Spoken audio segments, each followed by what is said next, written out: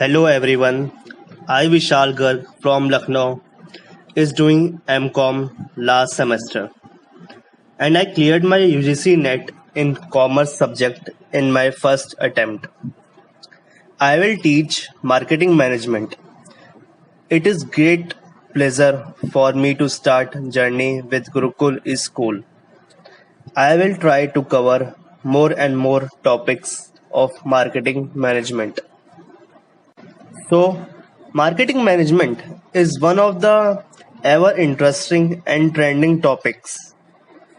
In today's time of online activities related to marketing and business, it will help you all to understand digital and online marketing concept. It is need of our. It will help you to know about meaning of marketing, evolution of marketing, development of marketing concepts, new concepts of marketing, marketing planning, globalized marketing, resources, competitions, research, strategy, about the manager, market, customer, planning activities, organizations, projects, and its analysis, etc. From the knowledge of marketing and its management, we can start our business activities such as done by Tata, Reliance, Haldiram, Patanjali, Hero Honda, etc. So let me start now from the basics of the marketing management. Marketing concept mid 1950s में प्रचलन हुआ. सबसे पहले हमें meaning of market समझना होगा. ये market word आपका लैटिन वर्ड मार्केटस से आया है, जिसका मतलब कोई मर्चेंडाइज या ट्रेड या प्लेस जहाँ पे बिजनेस किया जाता हो. मार्केटिंग हमें अपॉर्चुनिटी प्रोवाइड करता है जहाँ पे हम अपने गुड्स एंड सर्विसेज एक्सचेंज कर सकते हैं for money. According to Peter Drucker, a leading management theorist, वो कहते हैं कि मार्केट में सेलिंग सबसे इम्पोर्टेंट चीज है. उनके according the aim of marketing ये है कि हम अपने कस्टमर को अच्छे से समझें और उसको प्रोडक्ट और सर्विसेज दें जिससे वो उन्हें अच्छे से खरीद सके और सेटिस्फाई हो सके. मार्केटिंग एक बहुत ही ब्रॉडर कॉन्सेप्ट है जो बहुत सारी ह्यूमन एक्टिविटीज इंक्लूड करता है, जैसे product planning and development, buying, assembling, pricing and distribution, selling कैसे करें, प्रोडक्ट की ब्रांडिंग कैसे करें, पैकेजिंग कैसे करें, standardisation, grading, transportation and warehousing कैसे करें, प्रमोशन कैसे करें अपने प्रोडक्ट का, एडवर्टाइजिंग कैसे करें अपने प्रोडक्ट की, फाइनेंसिंग कैसे करें, risk bearing, and most important analysis of market. Now origin and meaning of marketing. 1950s के टाइम पर जितनी भी फर्म्स थी वो ज़्यादातर प्रोडक्शन ओरिएंटेड थी. मतलब वो सिर्फ प्रोडक्शन पे ध्यान देती थी और अपने जिससे वो ज़्यादा से ज़्यादा प्रोड्यूस करें और अपने कस्टमर्स बढ़ाएं.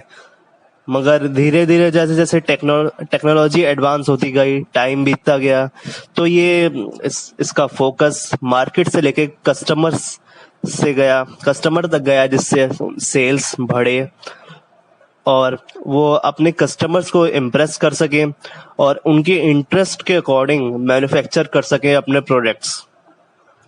इसमें एक अमेरिकन मार्केटिंग एसोसिएशन की डेफिनेशन भी दी गई है जो बताती है कि मार्केटिंग है includes planning and executing the conception, pricing, promotion and distribution of ideas, goods and services to create exchanges that satisfy individual and organisational objectives.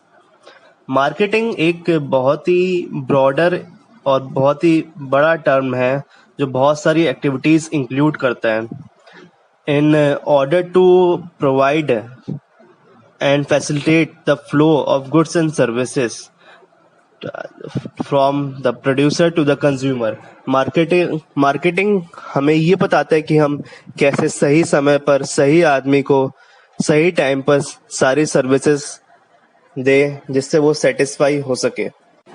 इसके बाद फिलिप कोटलर ने एक्सप्लेन किया है कोर कॉन्सेप्ट्स ऑफ मार्केटिंग अपनी book में marketing management, जो बताता है सबसे पहले हमें कंज्यूमर की नीड्स, वांट्स एंड डिमांड्स पे ध्यान देना चाहिए। उसके बाद उसके अकॉर्डिंग प्रोडक्ट पे फोकस करना चाहिए जिससे वैल्यू एंड सेटिस्फेक्शन बढ़े। फिर हम उसे जिससे एक्सचेंज कर सकें, ट्रांजेक्शन कर सकें according to and related to markets and the marketers. ये बहुत इम्पोर्टेंट है जिससे हमारे कस्टमर्स सेटिस्फाई रहें और ये सोशल ओरिएंटेड हो सब चीजें और एक्सचेंज हो सके products and values with others. इसके बाद हमें मॉडर्न मार्केटिंग का कॉन्सेप्ट समझना है। उससे पहले हमें कॉन्सेप्ट का मीनिंग पता होना चाहिए। कॉन्सेप्ट मतलब एक फिलॉसफी, एक एटीट्यूड, एक कोर्स ऑफ थिंकिंग होता है जो गाइड करता है एक्टिविटीज ऑफ मार्केटिंग को। इसके बाद बहुत सारी डेफिनेशंस हैं मार्केटिंग कॉन्सेप्ट्स की जो हमें वर्ड टू वर्ड पता होनी चाहिए। According to Philip Kotler, marketing management वो कॉन्सेप्ट है जो कस्टमर ओरिएंटेड है और जो इंटीग्रेटेड मार्केटिंग से बैकअप होता है एंड जो एम करता है customer satisfaction as the key to satisfying organisational goals. मतलब ये सबसे इम्पोर्टेंट गोल होता है किसी भी ऑर्गेनाइजेशन को, टू सेटिस्फाई करना अपने कस्टमर को। After this there is development of marketing concept. It is divided in 4 stages. First stage is from 1900 to 1930, which is production oriented. Then the second stage is from 1930 to 1950, which is sales oriented. And the third stage is from 1950 to 1990, which is customer oriented. And the last stage is from 1990 to till date, which is social oriented. इन सब stages का meaning हम सब आगे continue करते हैं।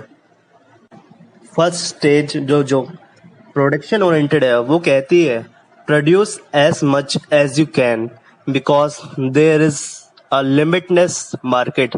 मतलब जितना production करना चाहो आप करो क्योंकि ये मार्केट असीमित है। इसमें मेन फोकस आपका सिर्फ प्रोडक्शन पे है, ज्यादा से ज्यादा प्रोडक्शन पे है। आपको सेलिंग के बारे में नहीं सोचना है और इसमें आपको प्रोडक्ट सोल्ड करना है। इसके मेन अजम्पशंस ये है कि आप जो भी प्रोड्यूस करोगे वो बिक ही जाएगा और ये है कि आपको प्रोडक्शन कॉस्ट लो रखनी है और ओनली बेसिक प्रोडक्ट्स को प्रोड्यूस करना है। तो फर्स्ट स्टेज यही कहती है। इसके बाद सेकंड स्टेज आती है जो कि सेल्स ओरिएंटेड है। ये जो स्टेज थी आपकी, ये वर्ल्ड वॉर 2 के एंड होने के बाद आई थी।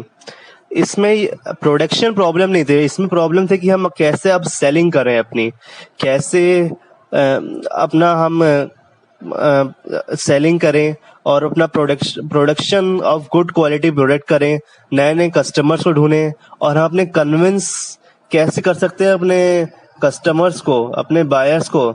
इसके लिए हमें गुड सेलिंग टैक्टिक्स लगानी पड़ती है, अपनी स्ट्रेटेजी बनानी पड़ती है जिससे हम अपनी सेल्स को इम्प्रूव कर सकें। इसके बाद आपकी थर्ड स्टेज आती है जो कि बहुत इम्पोर्टेंट है आजकल के टाइम को देखते हुए, दैट इज कस्टमर ओरिएंटेड, जो कि ये डिटरमाइन करती है और इंटीग्रेटेड एफर्ट्स करती है जिससे वो ऐसे गुड्स प्रोड्यूस कर सके जो अपने कस्टमर्स की नीड्स एंड वांट्स को सेटिस्फाई कर सके। इसके मेन अजम्पशंस ये थे कि जो कंज्यूमर के इंटरेस्ट के अकॉर्डिंग प्रोडक्ट है उसको प्रोड्यूस किया जाए, क्योंकि यहाँ पे कंज्यूमर को किंग ऑफ द मार्केट माना जाता है, वही सबसे इम्पोर्टेंट फैक्टर होता है। इसलिए सारी एक्टिविटीज उसको ध्यान में रखते हुए उसको सेटिस्फाई, जिससे वो सेटिस्फाई हो। और ये जो इस टाइम एक्टिविटीज होती हैं फर्म्स की, ये लॉन्ग रेंज प्रॉफिट्स पे ध्यान देती हैं, ना कि क्विक सेल्स पे, कि ये कि नहीं बस सेल कर दिया हमारा काम खत्म। हमें अपना कस्टमर मेंटेन रखना है, बनाए रखना है। थर्ड स्टेज ये कहती है। फोर्थ स्टेज है सोशल ओरिएंटेड, जो आजकल बहुत ट्रेंडिंग है हर फर्म में, हर बिजनेस पे। बिकॉज ठीक है, हम कंज्यूमर को अपने सेटिस्फाई करते हैं, बट हमें अपने एनवायरनमेंट के बारे में भी सोचना है, जिससे वहाँ पे सिर्फ पॉजिटिव एक्सटर्नलिटीज हो, कोई भी किसी भी तरह का नुकसान ना हो किसी को। और ऐसे प्रोडक्ट्स बनाने हैं जो हमारे इन्वायरमेंट को और सोसाइटी को प्रोटेक्ट करें, जिससे कोई पॉल्यूशन ना हो, जिससे कोई डिग्रेडेशन ना हो हमारी नेचर का। ये बहुत इम्पोर्टेंट है आज के समय में। हम सोशल ओरिएंटेड फिलॉसफी अपनाई जाए सारी फर्म्स के द्वारा, जिससे हमारा इन्वायरमेंट और हमारी सोसाइटी भी प्रॉस्पर करे। इसके बाद आते हैं डिफरेंट कॉन्सेप्ट्स ऑफ मार्केटिंग, जिसमें पहला कॉन्सेप्ट है प्रोडक्शन कॉन्सेप्ट। इसमें सिर्फ प्रोडक्शन पर ध्यान दिया जाता था कि प्रोडक्ट अच्छा हो, रीजनेबली प्राइस्ड हो, जिससे वो पॉपुलर हो और लोगों के बीच तक पहुंचे, कस्टमर प्रेफर करें उसके लो प्राइस की वजह से और इजीली अवेलेबल की वजह से। ये कॉन्सेप्ट्स बहुत यूजफुल है, specially banks, general hospitals, industries में, जो अपने अकॉर्डिंग इसके प्रोडक्ट्स बनाते हैं। इसके बाद है प्रोडक्ट कॉन्सेप्ट, जो कि बिलीव करता है सुपीरियर प्रोडक्ट्स बनाने में, उनकी क्वालिटी इंप्रूव करने में, जिससे ज़्यादा से ज़्यादा कस्टमर्स अट्रैक्ट हों। अगर सुपीरियर प्रोडक्ट होगा तो कस्टमर खुद ना खुद आएंगे और बढ़ेंगे, सेल्स बढ़ेगी और फेवर देंगे प्रोडक्ट्स को, उसकी क्वालिटी को, उसकी परफॉर्मेंस को, उसके फीचर को, जिससे ये ऑर्गेनाइजेशन के लिए एक हेल्पफुल चीज़ होगी और वो मोटिवेट होंगे और मैन्युफैक्चर करने के लिए good quality products. Third is selling concept. Selling concept generally ये शो करता है कि हम अपने प्रोडक्ट की सेलिंग कैसे ज़्यादा से ज़्यादा बढ़ाएं। इसमें इंक्लूड होता है proper advertising, sales promotion, salesmanship efforts. आखिर कोई अच्छा प्रोडक्ट भी होगा वो नहीं बिकेगा आखिर उसका अच्छा प्रमोशन नहीं होगा। इसलिए मार्केटिंग कॉन्सेप्ट यही कहता है कि आपको अपने सेल्समैन को इतने एफर्ट्स करने होंगे, एग्रेसिव एडवर्टाइजिंग करनी होगी, इंटेंसिव सेल्स प्रमोशन करना होगा, जिससे ज़्यादा से ज़्यादा सेल्स इनहेंस हो, कस्टमर का कॉन्फिडेंस बढ़े सेलर में और वो प्रोस्पेक्टिव कस्टमर्स बढ़ाए, प्रोवाइड करे। सेलिंग कॉन्सेप्ट यही कहता है। इसके बाद मार्केटिंग कॉन्सेप्ट है, जो आपके टारगेट मार्केट के बारे में बताता है, कस्टमर नीड्स के बारे में बताता है, डिजायर्स, वैल्यूज, कैसे हम अपने मार्केट के पोटेंशियल कस्टमर्स ढूंढें और इंटीग्रेटेड मार्केटिंग करें, प्रॉफिट अर्न करें through customer satisfaction. Then there is distribution of goods and services concepts, जो बताता है कि मार्केटिंग स्टार्ट्स जब होती है जब आपको प्रोडक्शन स्टार्ट होता है और एंड जब होता है जब आपके गुड्स बिक जाते हैं। As simple as that. इसमें प्री प्रोडक्शन एक्टिविटीज और आफ्टर सेल एक्टिविटीज से ज्यादा कंसर्न नहीं होता है। This is one of the traditional approach और concept of marketing. Then there is creation of utility concept, जो बताता है creation of different types of utilities in goods and make them valuable. Utility होती है want satisfying power. ये कहता है ऐसे प्रोडक्ट्स जो आपको सेटिस्फाई करें, जब तक आप उनका यूज कर रहे हो आपको सेटिस्फाई करें। तो इसके अकॉर्डिंग ये क्रिएट करता है यूटिलिटी थ्रू द कंसर्न और creation of form, place, time and ownership. Utility 4 तरह की होती है। फॉर्म यूटिलिटी, जो कि प्रोडक्ट प्लानिंग एंड डेवलपमेंट से क्रिएट होती है। टाइम यूटिलिटी जो आपके ट्रांसपोर्टेशन एंड डिस्ट्रीब्यूशन चैनल से क्रिएट होती है, प्लेस यूटिलिटी जो आपके ट्रांसपोर्टेशन एंड डिस्ट्रीब्यूशन चैनल से क्रिएट होती है।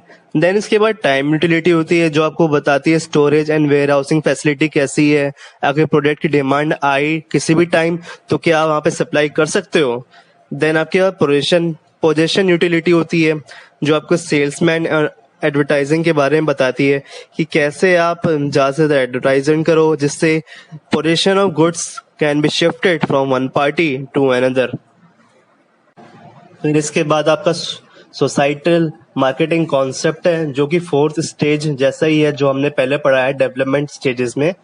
इसका फोकस भी ये होता है ऑर्गेनाइजेशन की डिटरमाइन करें needs wants and interest of the target markets जिससे ज्यादा से ज्यादा कस्टमर का सेटिस्फेक्शन बढ़े क्योंकि ये कस्टमर ओरिएंटेड है और लॉन्ग रन में बेनिफिट हो दोनों ऑर्गेनाइजेशन को भी और कस्टमर को भी।